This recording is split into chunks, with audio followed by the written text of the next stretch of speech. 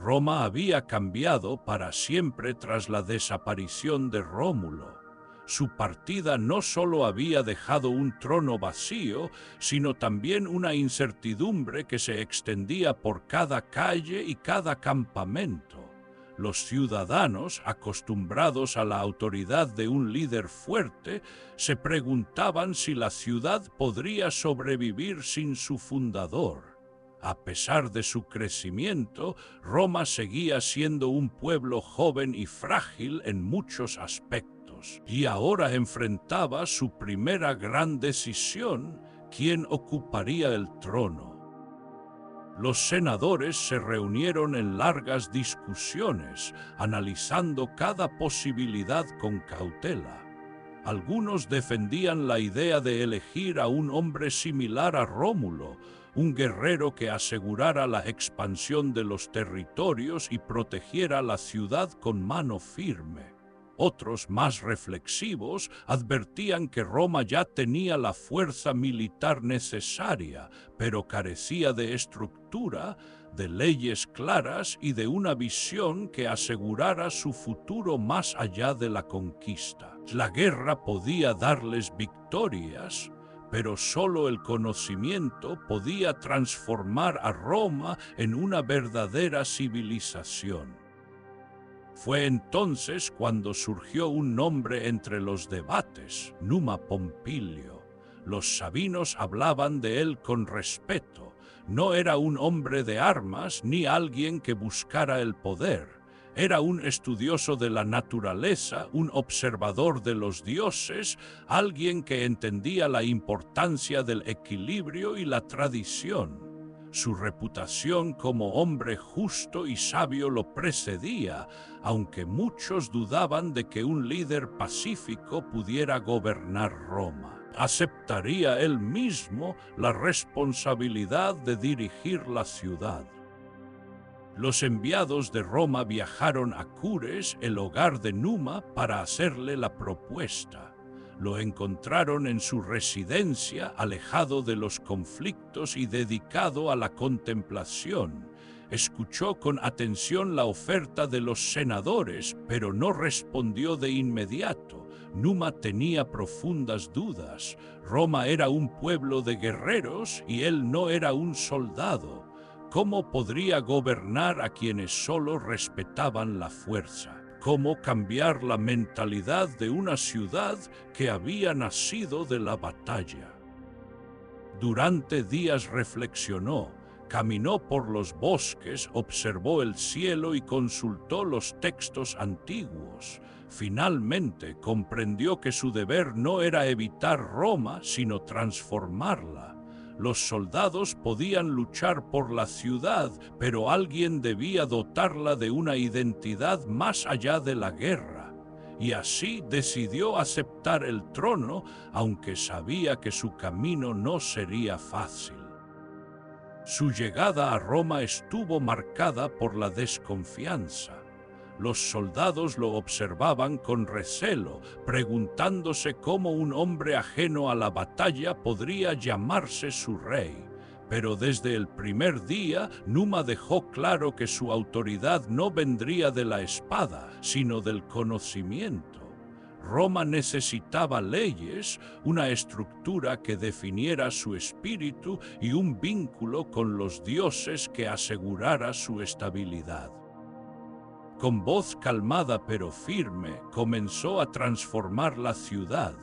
Reorganizó las normas, estableció principios que aseguraran justicia y recordó a los romanos que su grandeza no dependería solo de la conquista, sino de su capacidad para construir un legado. Poco a poco, Roma dejó de verlo como un extraño. La presencia de Numa, su serenidad y su visión comenzaron a darle a la ciudad algo que jamás había tenido: un propósito más profundo. Las primeras semanas del reinado de Numa Pompilio estuvieron marcadas por el silencio y la observación. Roma lo había aceptado como rey, pero aún no confiaba en él. La ciudad, acostumbrada al ruido de las espadas y las arengas militares, ahora se encontraba bajo el mando de un hombre que hablaba poco y meditaba mucho. No imponía su autoridad con la fuerza, ni ordenaba a los soldados marchar hacia la guerra. En lugar de eso, pasaba largas horas caminando por la ciudad, escuchando a la gente, observando los templos semidestruidos por el tiempo y las murallas aún frescas con el recuerdo de Rómulo.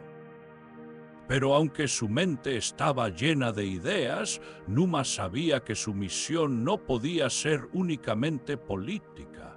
Roma no solo necesitaba leyes, sino también un vínculo con lo divino. La ciudad había nacido de la voluntad de los dioses, pero sus habitantes estaban demasiado ocupados con la guerra como para entender el significado de aquello. Para gobernar con justicia, debía encontrar una manera de acercar Roma a sus protectores celestiales. Fue en una noche sin luna cuando tomó una decisión. Abandonó su palacio y se dirigió a los bosques sagrados, donde la luz de las estrellas apenas atravesaba la densidad de los árboles. Caminó sin prisa, guiado por su intuición y por el sonido de los riachuelos que corrían entre las piedras. Sabía que en ese lugar, lejos del bullicio de la ciudad, encontraría las respuestas que buscaba. Cuando llegó a una fuente de aguas cristalinas, se detuvo. El aire era distinto allí, más liviano, más puro, como si el lugar estuviera separado del mundo de los hombres. En ese instante sintió que no estaba solo. La superficie del agua tembló y de entre la neblina surgió una figura etérea. Era Egeria, la ninfa que habitaba los manantiales ocultos y que poseía un conocimiento profundo sobre los dioses y el destino de los hombres. Numa no se sorprendió por su presencia. La miró con respeto y cuando ella habló, su voz fue como un eco dentro del bosque. Roma nació de la sangre, pero su futuro no debe depender solo de ella, dijo la ninfa. Si quieres ser un buen rey, debes unir a los hombres con los dioses y recordarles que la guerra no es el único camino.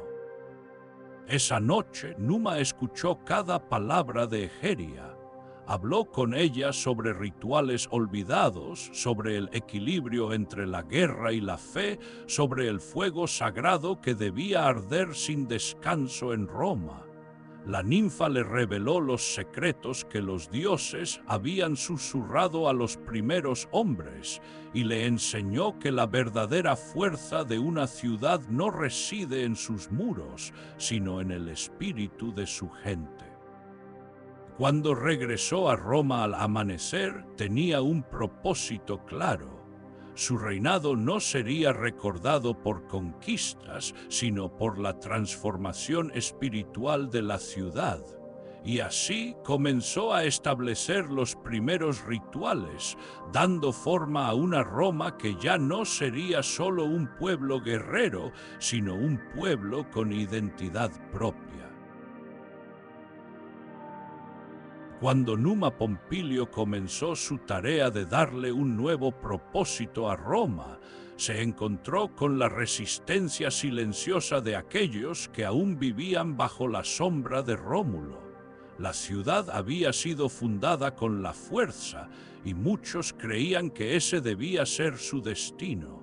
¿Qué lugar tenía la espiritualidad en un pueblo que se había forjado con la espada? ¿Cómo podían los hombres que habían luchado en guerras aceptar que su rey promoviera la paz en lugar de la expansión? Pero Numa no intentó convencerlos con palabras vacías. En lugar de eso, empezó a construir una Roma distinta, una que poco a poco demostraría que su visión no era una debilidad, sino una evolución. Su primer acto fue establecer sacerdotes, hombres dedicados exclusivamente al culto y la devoción, que guiarían los rituales sagrados y enseñarían a los ciudadanos que la protección de los dioses no dependía solo de la guerra. El siguiente paso fue más ambicioso. Hasta entonces, los días en Roma se sucedían sin un orden claro, marcados únicamente por batallas y decisiones políticas. Pero Numa creó el calendario religioso, un sistema que dividiría el año en ciclos sagrados, permitiendo a los romanos celebrar festivales en honor a los dioses y establecer momentos de reflexión y unión comunitaria. Cada fecha tendría un significado, y con el paso de los años, esta estructura daría estabilidad a la ciudad. Uno de los actos más significativos de Numa fue instituir el culto de Vesta. En el centro de Roma mandó construir el templo de la diosa, donde ardía un fuego sagrado que jamás debía apagarse. La llama representaba la continuidad y la protección de la ciudad, un símbolo de que Roma permanecería mientras sus habitantes la honraran. Para custodiar el fuego, nombró a las vírgenes vestales, sacerdotisas encargadas de su cuidado, mujeres que tenían el honor de ser las guardianas de Roma en un sentido espiritual. Los primeros meses fueron difíciles. Los soldados observaban con escepticismo los cambios y algunos líderes aún dudaban de que una ciudad nacida de la batalla pudiera prosperar bajo la guía de un rey que no empuñaba la espada. Pero poco a poco algo empezó a suceder. Los ciudadanos comenzaron a participar en los festivales. Los mercados reflejaban una Roma más organizada y la presencia de los templos en cada rincón de la ciudad fortalecía la identidad romana. Sin que los opositores lo notaran, Numa había logrado lo que pocos creían posible. Roma había dejado de ser simplemente un pueblo de guerreros y se estaba convirtiendo en una civilización con un propósito mayor. No se trataba de abandonar su fuerza, sino de comprender que su destino no solo residía en la conquista, sino en la creación de una cultura que perduraría más allá de cualquier victoria militar. Con la transformación de Roma en marcha, Numa sabía que aún quedaba mucho por hacer. La ciudad necesitaba pruebas, señales divinas que confirmaran que el camino que seguía era correcto. Y los dioses, siempre atentos, no tardarían en responder. El reinado de Numa Pompilio había traído cambios profundos a Roma, pero no todos estaban convencidos de que su camino era el correcto. A pesar de que los templos ahora se alzaban en cada rincón de la ciudad, de que los sacerdotes dirigían ceremonias solemnes y de que el fuego sagrado ardía sin descanso en el templo de Vesta, había quienes aún dudaban de su autoridad. La guerra había sido el corazón de Roma durante su fundación, y para muchos el liderazgo de un hombre que no empuñaba la espada seguía siendo una contradicción peligrosa. Los soldados murmuraban en los cuarteles, los nobles debatían en los salones y los viejos generales se preguntaban si una Roma pacífica podría sobrevivir en un mundo lleno de conflictos. Los enemigos acechaban en las fronteras y aunque la ciudad crecía en cultura y tradición, algunos temían que sin un líder militar la fuerza de Roma se desvanecería con el tiempo. Numa, consciente de estos temores, no los enfrentó con discursos vacíos ni con imposiciones. Sabía que los romanos no solo respetaban la sabiduría, sino que también buscaban señales, pruebas que demostraran que el camino que seguían era el correcto. Los augures, encargados de interpretar los mensajes divinos, comenzaron a hablar entre sí sobre la necesidad de una confirmación celestial. Si los dioses estaban realmente del lado de Numa, debían manifestarlo de alguna manera. Fue entonces cuando las plegarias llegaron hasta los cielos y los antiguos dioses, observando la duda que aún pesaba sobre la ciudad, decidieron responder. La primera señal apareció en el cielo.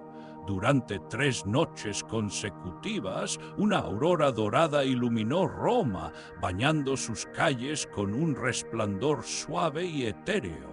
Las luces no provenían de antorchas ni de fuegos humanos. Era como si el firmamento estuviera derramando su bendición sobre la ciudad.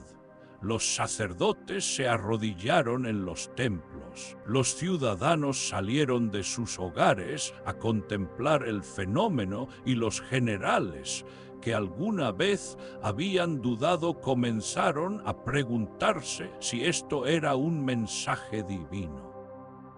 Luego, la segunda señal se presentó en los campos. Las lluvias llegaron sin aviso, pero no fueron tormentas violentas ni castigos celestiales.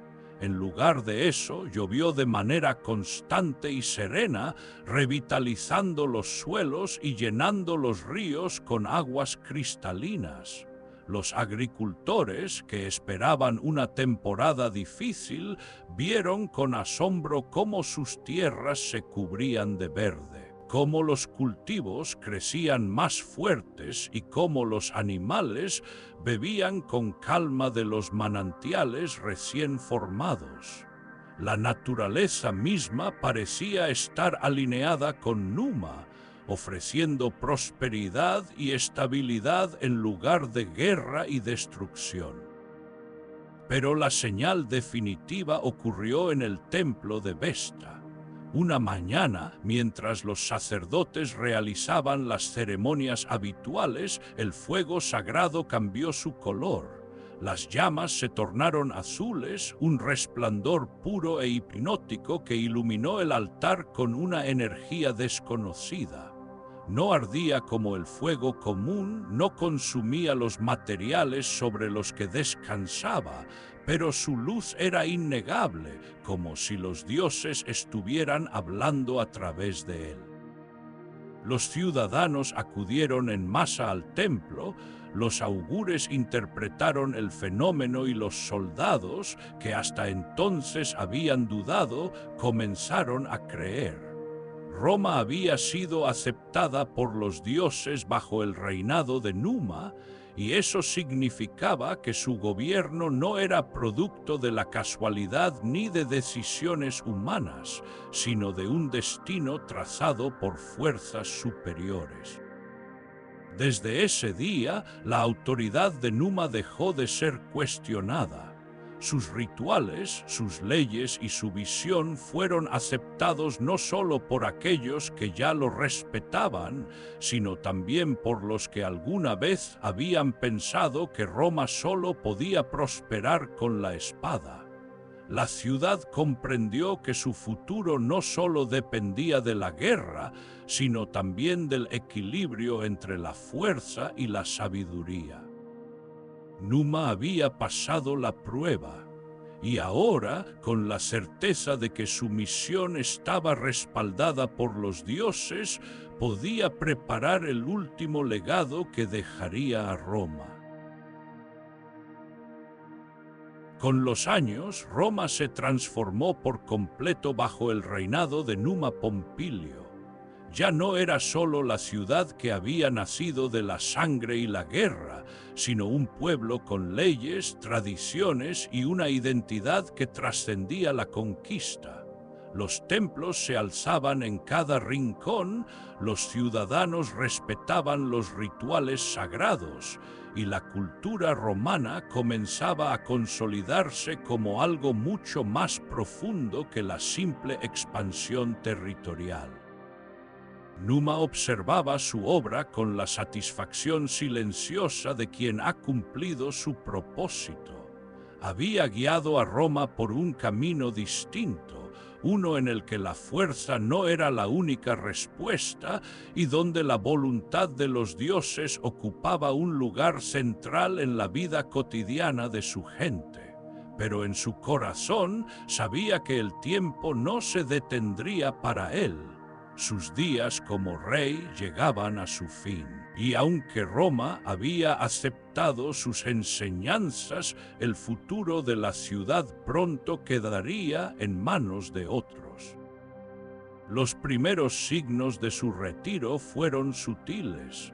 Dejó de caminar con la misma firmeza, su voz se hizo más pausada y sus visitas a los templos comenzaron a espaciarse. A medida que su cuerpo envejecía, pasaba cada vez más tiempo en los bosques sagrados, aquellos que habían sido su refugio desde el inicio de su reinado. No buscaba descanso, sino reflexión. Sabía que los hombres olvidaban rápido, y aunque Roma había cambiado bajo su mandato, el destino de la ciudad aún era incierto. En sus últimos días, la ninfa Egeria seguía visitándolo. Se sentaban juntos junto a la fuente cristalina, donde él le hablaba de sus preocupaciones, de sus dudas sobre lo que vendría. Roma ha aprendido a respetar a los dioses, le dijo una noche, pero la guerra regresará. Todo reino necesita equilibrio y pronto los hombres querrán conquistar nuevamente. Egeria lo escuchó en silencio, con la misma mirada serena de siempre. Los dioses no intervenían en los asuntos humanos más allá de los signos y augurios, pero ella sabía que Numa tenía razón. La paz nunca sería eterna en Roma, pero gracias a él, la ciudad no sería solo un pueblo de guerreros. Su legado permanecería, incluso si el futuro traía nuevos desafíos. Con los días, Numa dejó de aparecer en los templos, en las plazas, en los mercados. Su presencia, que alguna vez había sido el eje de Roma, se desvanecía lentamente. Los ciudadanos, aunque acostumbrados a verlo como su rey, sabían que la naturaleza seguía su curso. Numa no gobernaría para siempre, pero su influencia seguiría marcando la ciudad mucho después de su partida. Una mañana simplemente desapareció. No hubo testigos, no hubo ceremonia. Su asiento junto a la fuente quedó vacío y los bosques permanecieron en absoluto silencio. Los romanos nunca encontraron su cuerpo ni rastros de su último viaje. Algunos decían que Egeria lo había llevado consigo a los dominios divinos, otros aseguraban que su espíritu aún vivía entre los árboles protegiendo Roma en secreto. Pero más allá de las leyendas, su huella quedó marcada en la ciudad. Las leyes que había creado siguieron guiando a los gobernantes. Los sacerdotes mantuvieron los rituales sagrados y el fuego de Vesta siguió ardiendo inquebrantable como símbolo de la permanencia de Roma. El rey que habló con los dioses no fue recordado como un conquistador, sino como el arquitecto de la identidad romana. Había dado a Roma su alma, su propósito y su destino. Su nombre jamás fue olvidado, y aunque los siglos trajeron nuevos reyes, nuevas guerras y nuevas victorias, su legado vivió entre las murallas de la ciudad que había transformado para siempre.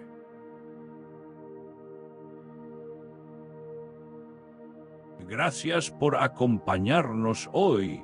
Si disfrutaste de esta historia, suscríbete para más aventuras. Activa la campanita para recibir notificaciones de nuestros próximos cuentos.